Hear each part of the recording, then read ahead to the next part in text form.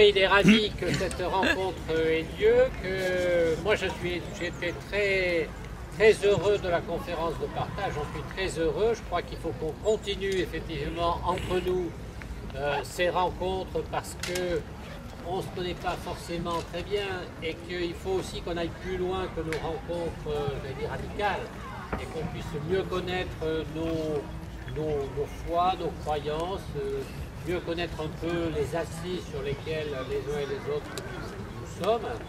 Et donc là, nous avons du travail, si je puis dire, ou des rencontres pour les années, pour les années qui viennent. Donc ce n'est qu'un début. Voilà.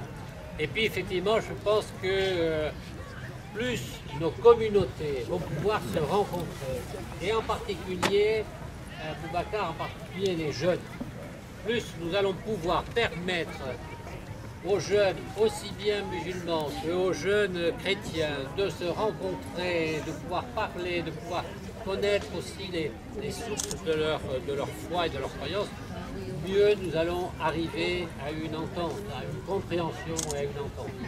Je crois qu'il y a beaucoup de difficultés aujourd'hui qui sont parce qu'on se connaît mal.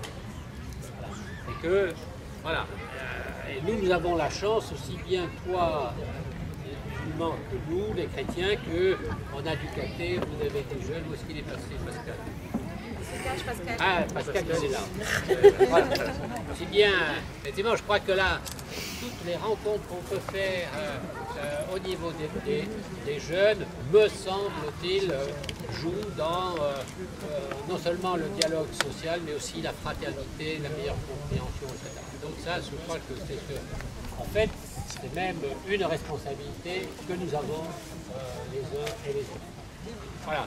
Et puis pourquoi pas, on va tirer un peu les conséquences de ce rassemblement, pourquoi pas que ça devienne régulier et que nos communautés puissent se dire que le repas c'est important.